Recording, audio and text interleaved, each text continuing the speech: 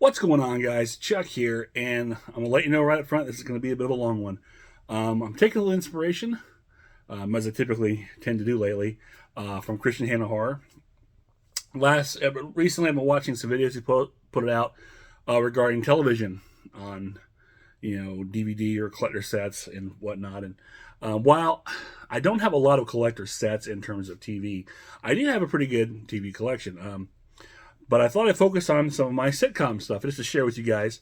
And my, just understanding of some of the stuff that I like, my reasons for them, my history with them, what they mean to me, and so on and so forth. To give a background, when it comes to, television on DVD, I think I've mentioned this before, I was kind of way ahead of the game in the fact that I had all these shows on, a VHS. I think it started with Saved by the Bell was one I recorded. It was on syndication on like TBS every day, like 405 or whatever.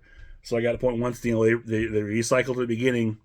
I got VHS tape and recorded every episode. I did the same thing with Three's Company, Roseanne, Soap, so many episodes of shows.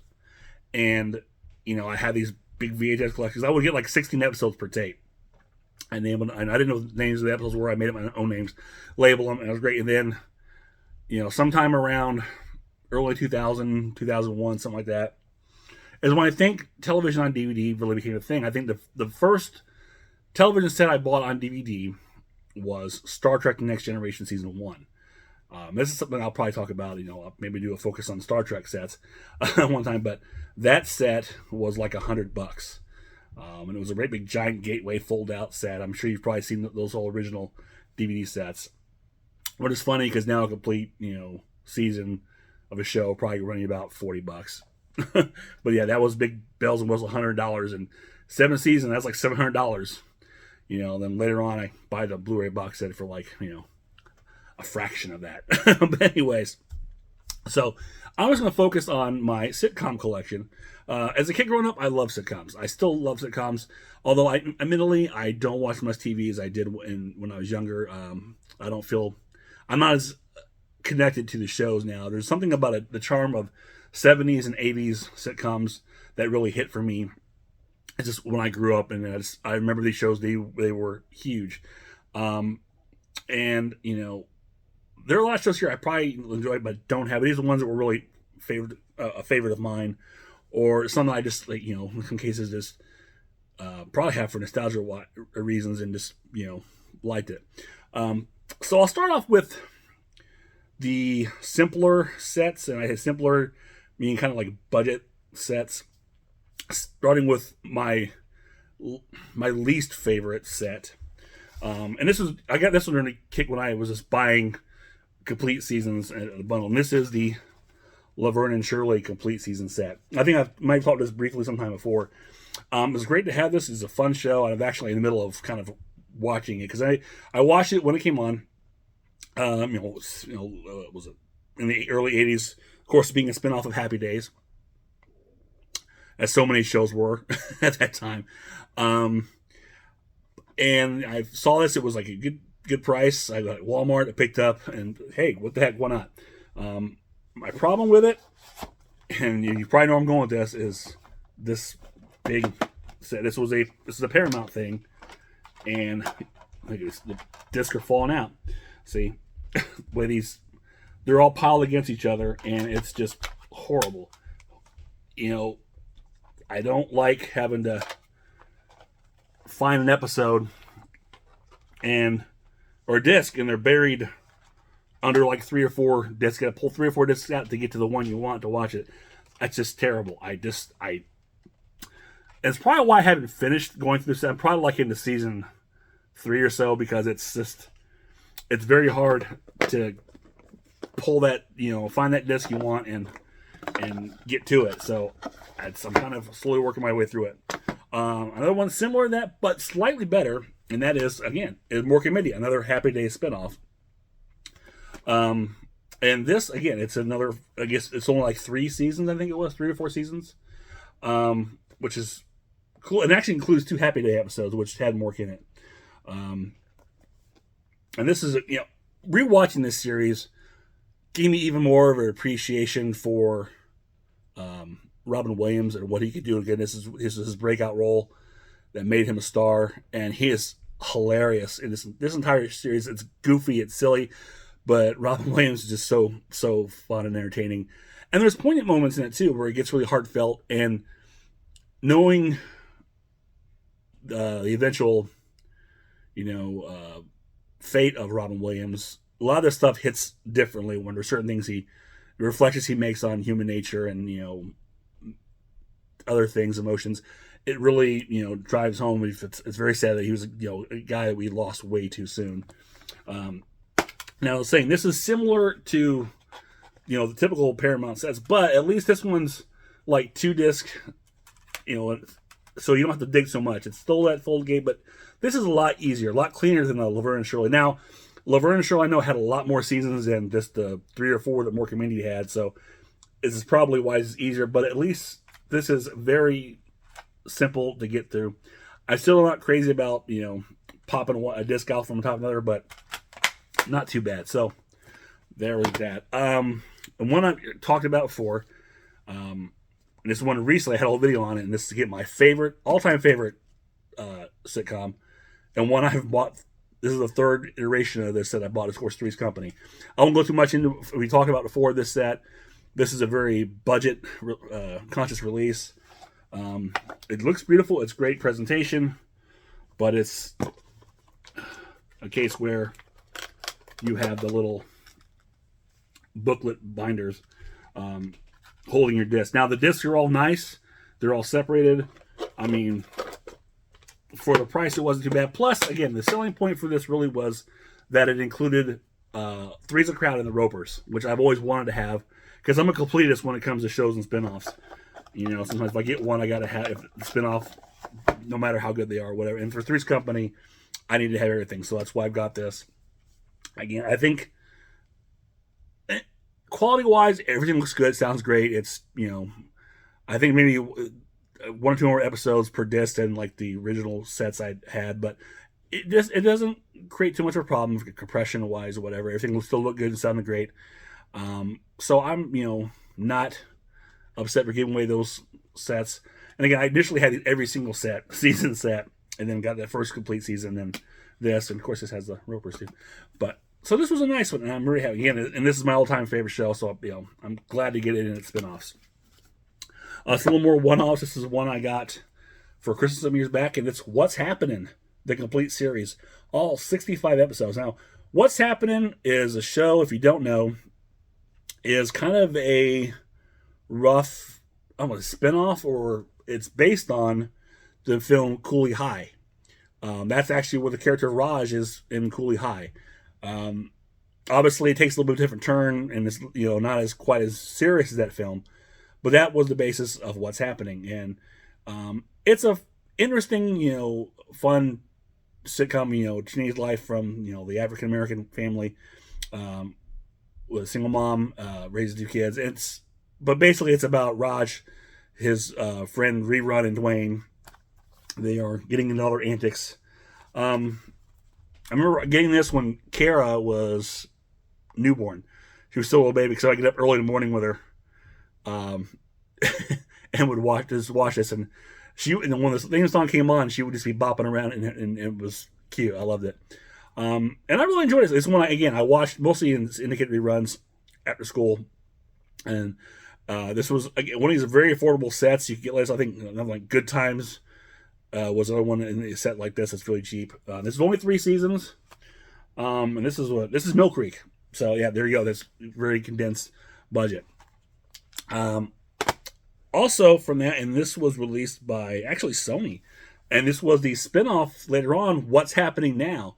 Now, unfortunately, all they released that I know of was season 1. I think this lasted 2 seasons, or 3 seasons altogether, and the last 2 seasons were not ever released, which is a shame because, again, going back to that completist of me, I like to have the complete series and spinoffs if at all possible.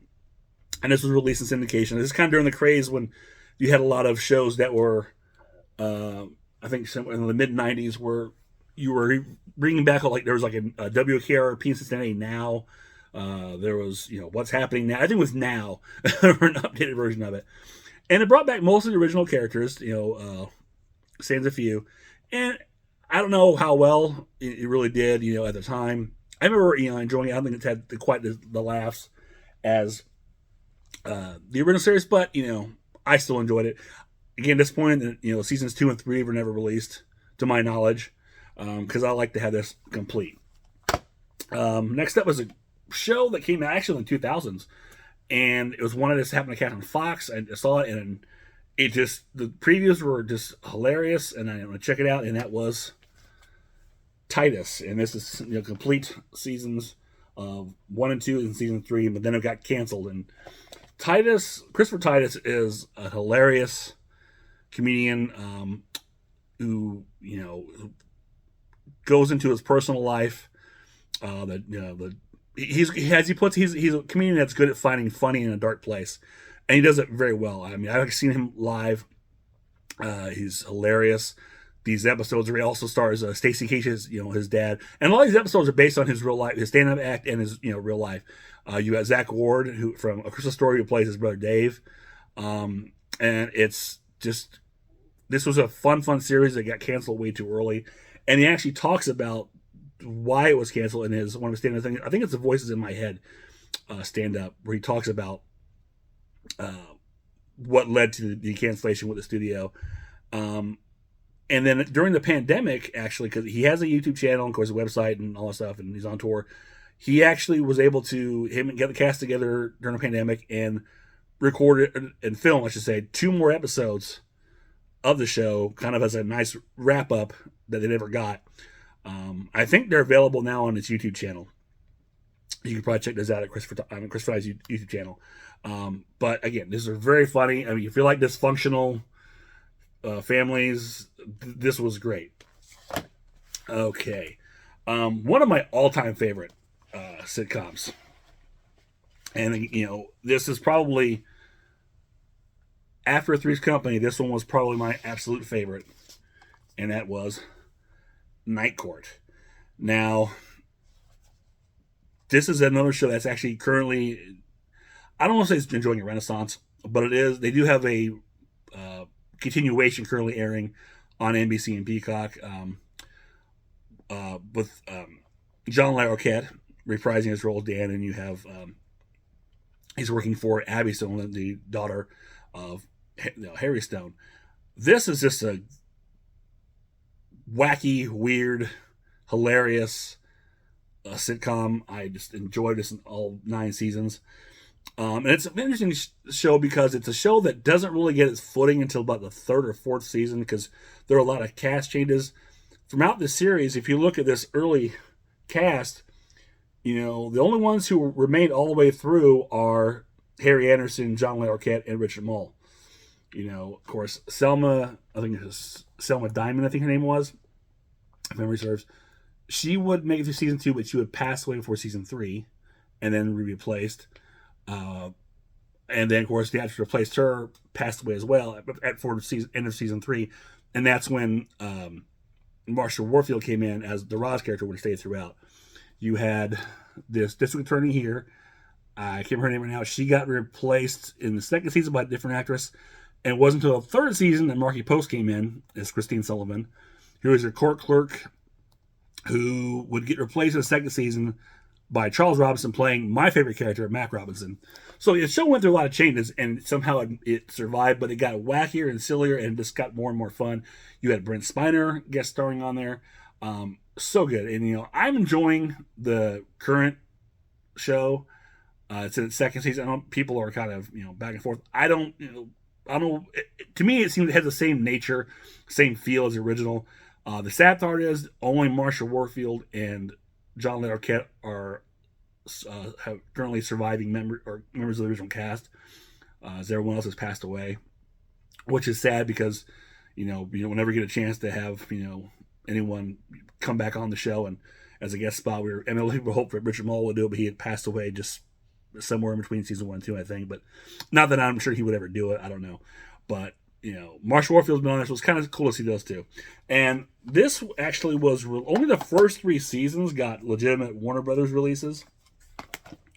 After that, here's season 3.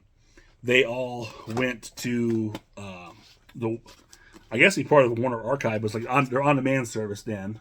That's actually season 9. So there's 4, 5,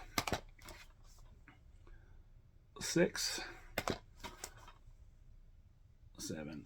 And which kicks, I watched this when it actually aired, and I remember seeing this last episode. And there's 9. But there's a lot of those later seasons shows that I actually didn't see. Because I watched reruns, and I saw so many of the early shows reruns, but there was that little missing time gap that I didn't catch. So when I was going to get these, I got the DVDs, and to see those and get it all. But that's again one of my all-time favorite shows. So I don't know if you can still get those or not from Warner Archive or whatever. It's possible. I don't really know, but the fun show. And again, on that same note with Warner Brothers, another great 80s classic, Growing Pains with Kirk Cameron and Alan Thicke. This was a show, again, I remember watching in the 80s, off and on. It wasn't like really fatal because, again, I was a little kid, so I didn't have, I wasn't conscious of shows coming on at a certain time and watching them. But I, would catch an episode here and there. I do remember seeing the last episode because the last episode of Growing Pains, I think, aired the same night as the last episode of Who's the Boss. But it wasn't until years later, and on the Disney Channel, they were showing Growing Pains, and I started watching it again. And I was recording it. However, I did notice, as I was recording Growing Pains, there was episodes missing. They were skipping, some serious episodes. There was a famous episode with Dana Plato, where she was like, this teen girl who was like Madonna, one of those Madonna influenced girls or whatever, but she was trying to coerce Mike, play Kirk Cameron, into having, sex. That show was not on the Disney Channel airings. There was an episode with a guy dressed as Santa Claus who was trying to commit suicide on Christmas, and that episode was cut. There was another episode where, Mike and his buddies went to a party and they were being tempted to, take drugs, with a great famous PSA with Kirk Cameron after the fact.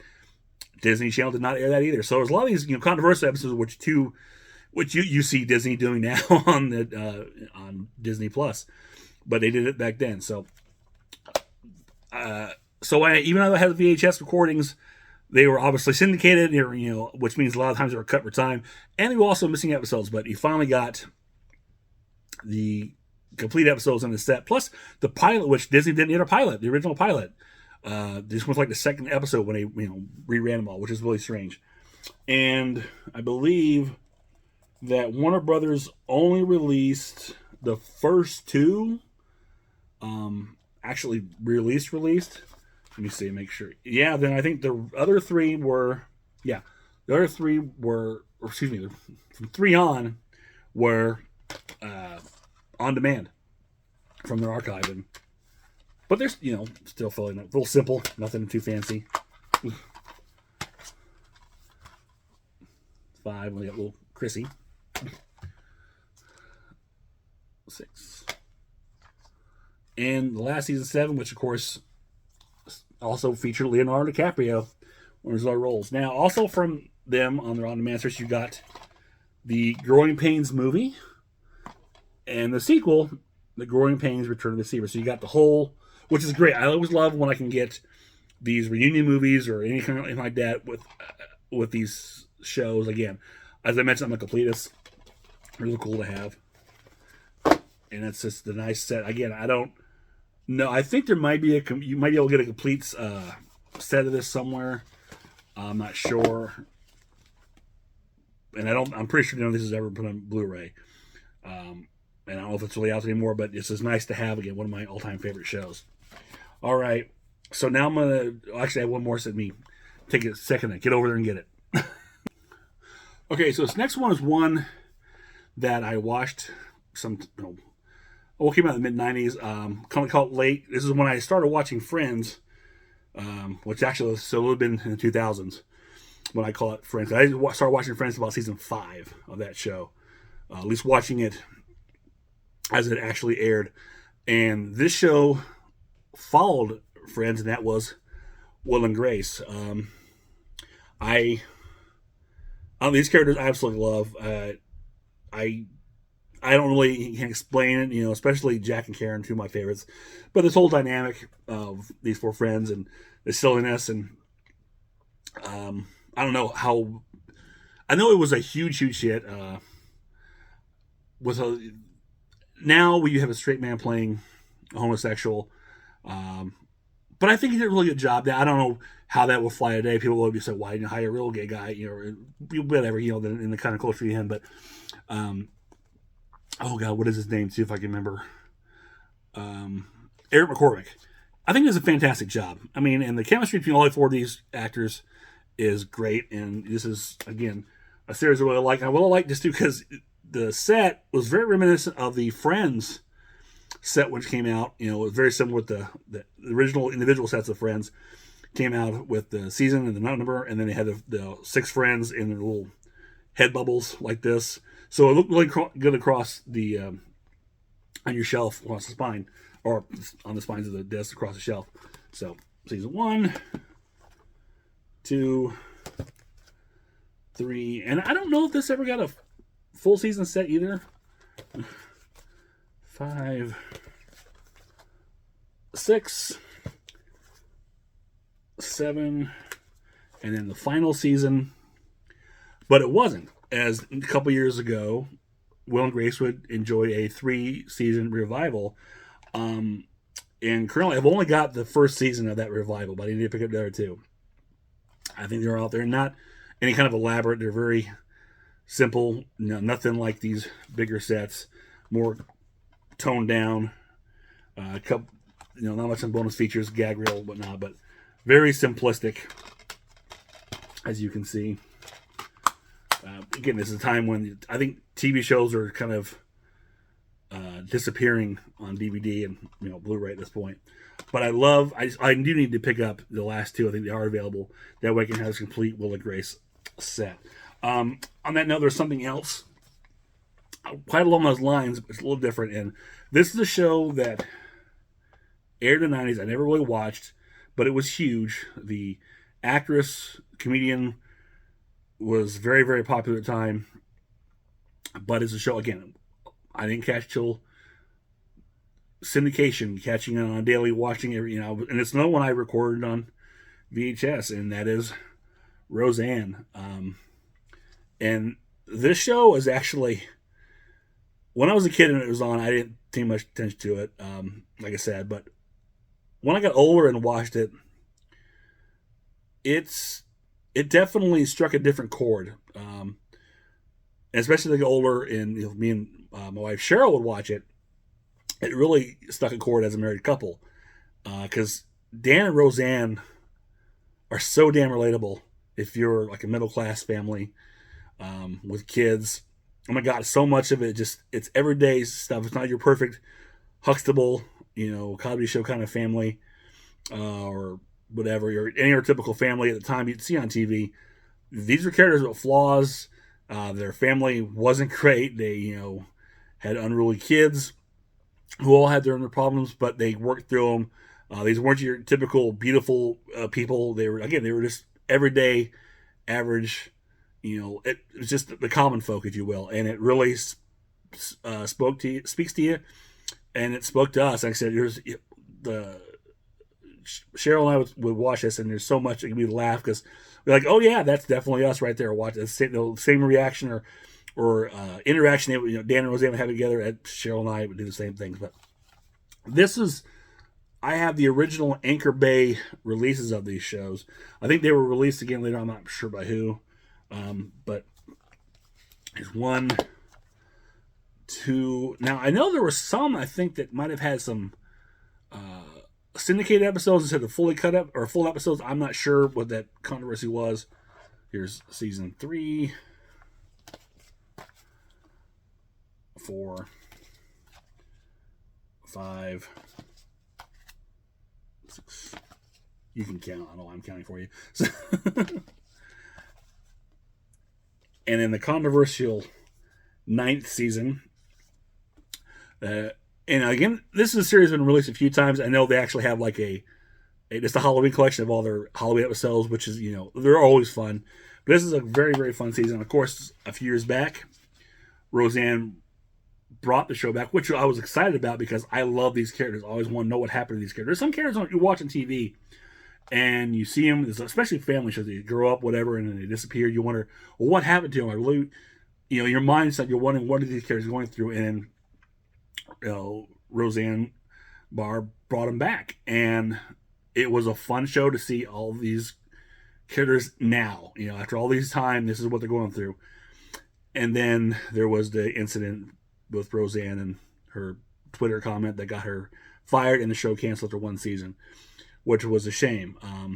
But then it got retooled and turned into the Connors, much the same way that Valerie, the show Valerie, turned into the Hogan family after Valerie had a falling out with the producer. Was it the actress played Valerie? I cannot remember her name right now. It's right at the tip of my tongue. But she had a falling out with the producer or something like that, and she left the show. She's fired. So they killed off her character, retooled it, and called it the Hogan family. And that's basically what happened with Roseanne, which is something I actually said on Facebook. I was like, that's what they should do if they were, going to fire, instead of, putting one season all this work and all these people have out of jobs, just rework it, kill off her character, and just call it the Connors. That's exactly what I said. And then, like, about a week later, that's exactly what they did. And currently it's in its, like, I think, 5th or 6th season. And a lot of people are hit and miss about it. I personally enjoy it. Again, so I'm watching these characters go on, and they're still the same characters. They're just living their lives, and they're just, some things are, most all actors came back. But, I really like it. However, this is a show that's not been released on physical media at all. And actually, currently, you can't even find season, I think, 3 or 4, whichever one, on streaming anywhere. They just pull the whole season, so it's really weird. So I don't know if that will ever get a release, which I hope it does, because, again, the completist in me wants to have that right next to my Roseanne set, because it just should be. But will it? I don't know. Moving on to a very little known show, I think, and it's a shame because this is a classic. It's a show that was ahead of its time, and it deserves a lot more attention and love, and that is Soap. Now, for those of you not familiar with Soap, was a show. It was a sitcom soap opera, and it was created by, I'm drawing blanks on the names right now, Susan Harris. She created and wrote every single episode of the show. She's also known for, I believe, I want to say Golden Girls, Empty Nest. But yeah, this show was ahead of its time. A lot of things it did. You had Billy Crystal came in here to play like the first openly gay character on television. You had Robert Guillaume as Benson, which was hilarious. Richard Mulligan. So many great things. And there's those storylines of, infidelity. Was it you had aliens, Satan, all kinds of whack. I mean, it's a soap opera. All the soap opera shows, but you put a comic twist on them. And it's just hilarious. Again, it's a show I remember seeing as a kid. It only lasted 4 years. It was very controversial in its time, and it got a lot of.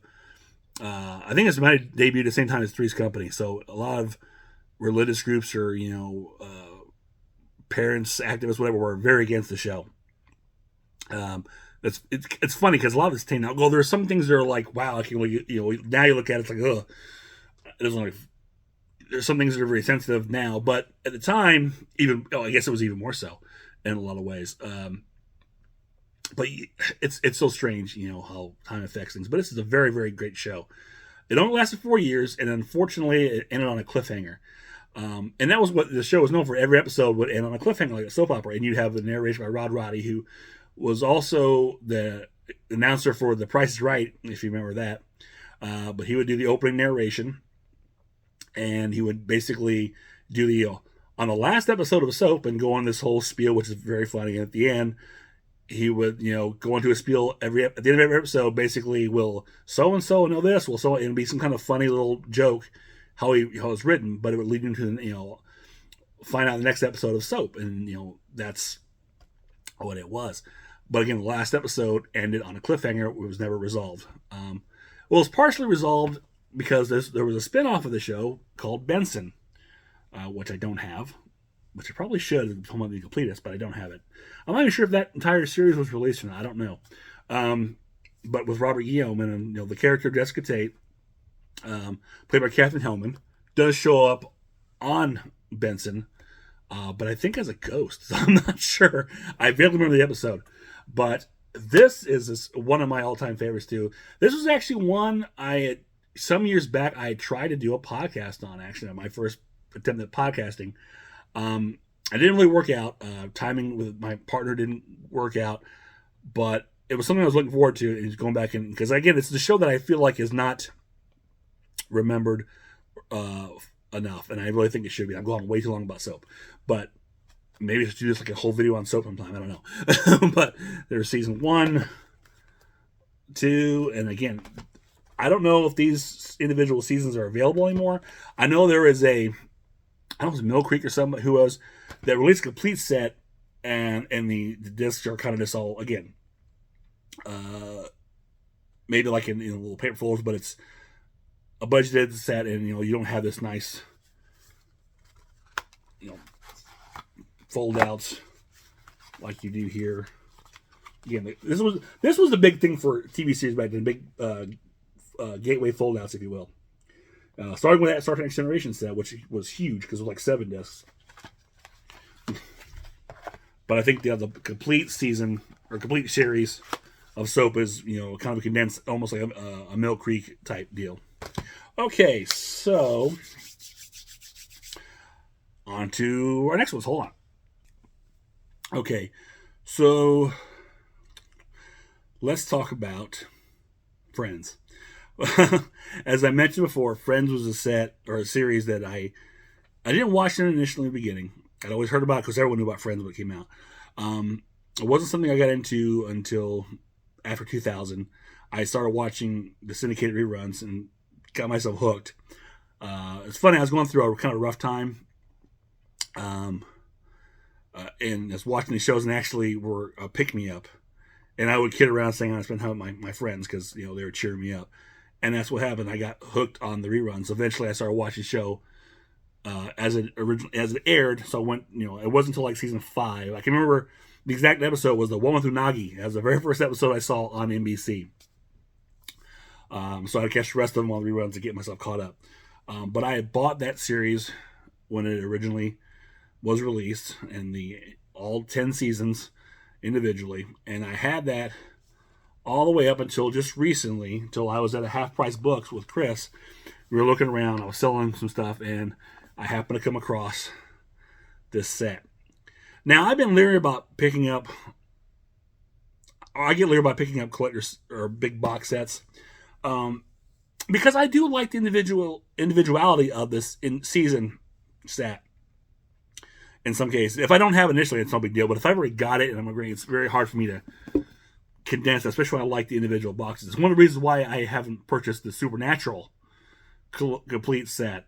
That, and it's so expensive. But I have all 15 seasons, and I like the individuality of those individual cases. I really like that a lot. But so I don't think the current Friends Blu-ray set has that. But I looked at this, and this was at Half Price Books, and this is a DVD set. But what I loved was it actually still had those sets. And just like, these are just like the actual original DVD sets, except they're slimmer and they're plastic, but it's the exact same thing. So it's like I'm getting my old set, but I'm just crunching it down. I'm not getting rid of this original case and artwork. And then when I found out too, because I gave my old sets to a coworker, and she was very excited about it because she loved the show. She lost all her sets. I guess got robbed or whatever. But nonetheless, she was telling me that her family want to get her like the Blu-ray, where she didn't want Blu-rays because apparently the DVDs contain the extended episodes. There are some episodes that totally have extended or extended, not from syndication or wherever you can see these, but only on these sets. I guess the Blu-ray versions don't have those. They only have the broadcast or syndicated. But these had the DVDs still have those unedited or extended scenes. So she was glad to get those, and I just want to double check before I actually said that. And of course, these are still those sets. If you see, let's see, somewhere, sometimes. Oh yeah, down here. Now the footage you've never seen. That's only on the original DVD sets and this set here. So this was cool, and I got this for a nice price from Half Price Books, and I really liked it. It has all the friends. It's nice. It's a space saver, which is also good. Because I had the 10 boxes, and they were, it took some space. So all that condensed in here, and I'm not losing anything. I still even have the original artwork. It's great. I like it. Now, the completest I am, I'm gonna get a lot of eye rolls and groans, but I do have Joey, the completest. I liked Joey. Was it as good as Friends? No, but I enjoyed it. It was fun. But I never Matt LeBlanc and Joey, as much as they were not the characters I wanted spun off from Friends. If anything, I wanted Monica and Chandler, the spinoff. I would like to see what they did, as parents, because that to me was more interesting than following Joey. But nonetheless, I'm a completist. I got it, and I got season 2, which was not released here in America. I got this from Canada. I don't think they ever released. And some of the last couple episodes of the show were not even aired. The show was canceled, and a couple episodes never got aired. And so I had to get this from Amazon Canada to get it down here to get season 2. Just to be a completist. Again, great, no. But I liked it, and like I said, I'm a completist. Now we're going to delve into the Shout Factory box sets. Let's start off with, get these out of the way here. A set that, again, this is one... I think this aired on Nick and... Oh, I've seen it, obviously, when it came on in the 80s. And then I didn't see about it, hear it again until I think it was airing on Nick at Night. And I got to go back and rewatch it, and I got hooked on it. And I was... another one I recorded. But again, I never called the episodes. It was very... The recording episodes on a daily basis like that is very, very hard. Very time-consuming to... set your timer up, get the episode recorded, make sure you're there, cutting out commercials. And if you're not there, you set time to record, and then to go back and dub it and cut commercials out. And it was a lot of work. So you're getting, some cases you're getting second generations. So some quality was, crap. Of course, you're using that tape over and over again when you're doing that. If you weren't there to do it the first time around, if you had to do the dub, that tape will get wore out, and it's not going to be good. So some episodes are there. But I got the Facts of Life box set from Shout Factory. This is a really nice set. Shout Factory does a really great job with their TV sets. This is probably one of the first ones I picked up from them. And this includes every season, plus I think there's 2 movies, Facts of Life Go to Paris and the Facts of Life Down Under. Cast reunion, a couple other things. So they do a really good job. And again, they're split up in their seasons 1 and 2, 3 and 4, 5 and 6, 7 and 8, and then season 9 plus your bonus. And that's another case where I think there were some episodes that Nick at Night didn't air. It's totally missed out.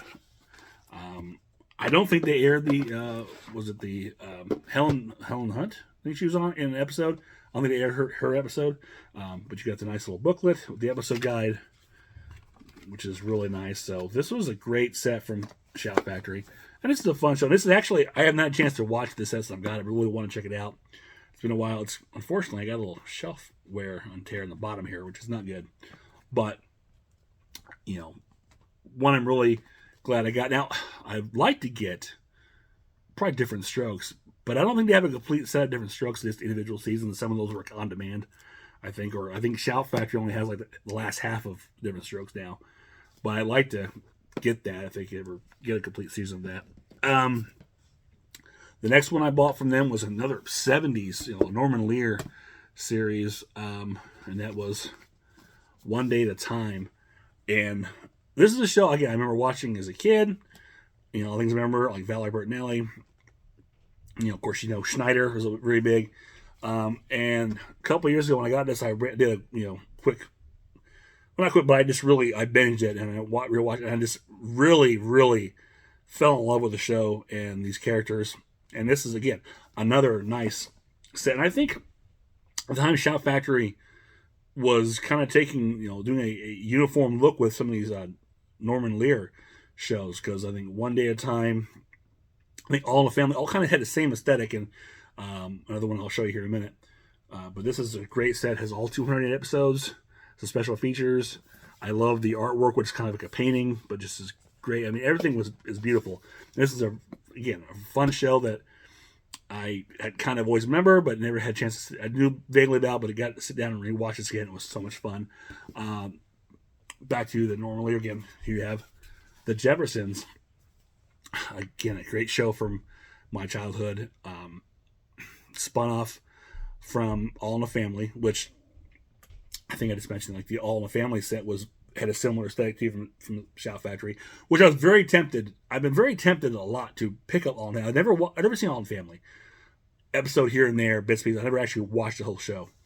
But my problem is, I know how I am.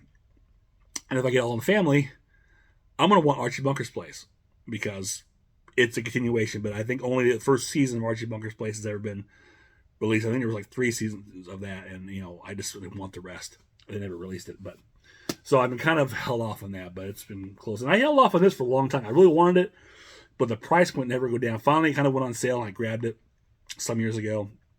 And this was just, again, the similar set to One Day at a Time. You've got all the stats. There's a booklet in here with the episode guide, and 253 episodes. This was a long running show, and unfortunately, it's a show that got canceled abruptly, even after 9 seasons, I think it was. 11 seasons, and it got canceled abruptly. 11 seasons, and it did not get a proper ending, which is terrible. I think Sherman Helmsley talked about that, how he just was kind of blindsided with the news that the show was canceled, and they didn't get a chance to do a farewell episode or anything like that. It just show's over. After 11 seasons, that's kind of that's not cool. But a very good show. It's a classic. It's a show that I don't know if it would run the day, honestly. Much like All in the Family. I mean, basically All in the Family and Jeffersons, Archie Bunker, George Jefferson, they're one and the same, just, two sides of the same coin, if you will. Well, yeah, they're very similar in their ideals in a lot of ways. Very similar people, but they're people that, would be, I don't know if their antics would fly in this day and age, which is too bad, because this is a classic show. So much that some years back they always did around Christmas time. Was it Jimmy Kimmel would host live from a studio audience, and I think like 3 years in a row, where they took Norman Lear shows and brought other people in and would cast for do like live on stage, reenactments of particular episodes. They did it for an episode of Different Strokes, Facts of Life, All in the Family, a couple episodes. They did Jeffersons, Good Times. So it was really cool, and that stuff still, the original scripts didn't change anything. Just used current actors, did it live. It was great. I think you might be able to find those on Disney Plus, actually, if you look for them. But they're very enjoyable to watch, and you get an idea of how the 1970s mentality still kind of fits well now with a lot of things that are going on. Next set, I got Welcome Back, Kotter. Another show I remember watching as a kid and just loving. And I didn't, I did a rewatch binge when I got this box set. And oh my God, it was hilarious. It's just silly. Again, you have the introduction of John Travolta, it's Vinnie Barbarino, Gabe Kaplan. which a lot of the thinking is based on his some of his early stand up, I guess. But this is a fun show. Nothing special, nothing like groundbreaking. It's basically just your sitcom fare, but it's fun. I like it. It's a simpler time. You're not I don't think you're really hitting any hard issues or anything like that. There's no very special episodes, maybe one or two, maybe. But overall, it's just silly, goofy fun, and I'm here for it. And you get goofy Gabe Kaplan jokes at the beginning and end of every episode. That's kind of the running gag. But this is a fun set. Now, my last one on here, and this has been a long one, I do apologize. This is a show that I absolutely love. And it was one I didn't get into when it actually aired. This is, like so many, this is a show I find in syndication, and I get hooked on it after the fact, when it's all said and done, and then I'm late to the party, as it were. And this was a good friend of mine at the time, who she still is a good friend of mine, actually. A very good friend of mine. She loved this show, and it's the show that aired constantly daily on TBS, and like hour blocks, or and we catch it regularly, and you watch it, and I got hooked on it, and I just fell in love with these characters. And of course, that show is Saved by the Bell. This is the complete collection from the Shout Factory. I don't think this is in print anymore, but this includes Good Morning Miss Bliss, the original Saved by the Bell, The College Years, and the movie Hawaiian Style and Wedding in Las Vegas. So this is everything. Before that, had individual sets of all this stuff. And this is a fantastic set. So you have the Good Morning Miss Bliss episodes. Now, unfortunately, these are the syndicated Saved by the Bell episodes because they didn't have the original materials for the actual Good Morning Miss Bliss airings. All they had left were the actual syndicated Good Morning Miss Bliss episodes, or turned into Saved by the Bell episodes. If you know that history, I won't go into it. So that's what they have here. And then you've got Saved by the Bell proper, seasons 1 and 2 and 3 and 4. And then the college years and the movies. And then you have this little book, which is your episode guide, but it's cool because it tells you the date, obviously the synopsis, and a little bit of extra bits, little trivia, like for instance, disc 1, episode 1, Summer of Love, aired November 30th, 1988, the very first episode of Good Morning Miss Bliss, and it has a note for extra credit. It says Karen is played by actress Carla Gugino from Spy Kids and Watchmen in one of her earliest roles. So in little tidbits like that all throughout, you have commentaries with Dustin Diamond, Larry Voorhees, oh my gosh, I'm drawing a blank, Dennis Haskins, Miss Belding, and Peter Engel throughout in different episodes. So this is a fantastic set, and like I said, I don't believe this set, at least not this iteration, is still in print. So I'm really glad I picked this up when I did. But this is, I just love this show so much. I enjoyed the Peacock follow-up they had for the last 2 seasons. It was a little sillier, but I liked the fact that it made fun of the original show in a nice way. Not like a demeaning way. I mean, they had the original cast back, obviously, except Dustin Diamond. And, but, it was a little more over the top silly, but it was aware of itself, and I enjoyed that a lot. And it's a shame it only lasted 2 seasons, because I thought it was really funny. As far as the new class, I tried to watch the new class, but it changed so much. You had so many characters coming in and out all the time. I could never keep it straight of what was what, so I never really got into it, but it's always Saved by the Bell proper for me. And this is a show I can sit down and I've gone through this series over and over and over again. It just never gets old. It has been a while since I watched it. Let's probably do it for a rewatch. I should try to check it out soon. But, very close, near to my heart, one of my all-time favorites, a lot of fun. And, what's funny is this is, I was well, I guess, see, when this came out, and I would have been about, no, actually about, when the were graduating high school in the show, I would have been about 19. So I guess I would have been right at the proper age. I said to see it when it airs. So I'm seeing it in my 20s. So I'm a little behind, but I kind of related to a lot of the stuff, and it's cool. So, okay. Whew, that was exhaustive. So that's pretty much my television sitcom collection. There's a lot here, and I still have, like, my television shelf is still full of other stuff too. More drama and other stuff like that. But as far as sitcoms, this was it. I hope you stuck it out this long and checked these out. And if you do, thank you. I know it was a long haul. I mean, we're coming up on almost an hour. It's like the longest video I've ever done. So I do apologize, or maybe you enjoyed it. I don't know. But that is it for me and my collection. I just want to share that with you. Again, I was inspired by Christian Han Horror when he was talking about some of his collections. Again, I don't have a lot of special editions or special collector's editions on it, nothing fancy, but I just, I enjoy TV, I enjoy these sitcoms, and I just, like to share some of these with you guys and, my love for them. So there you go. If you enjoy it, you know what to do. Click thumbs up, share, subscribe, leave me a comment below. Let me know if you enjoyed any of these shows, if you've had any shows, which of these are your favorite, if any. What is your favorite all-time sitcom or TV show? I'd love to know. Or just say hi. I'll always take hi. So until next time, this is Chuck saying I will see you on the other side.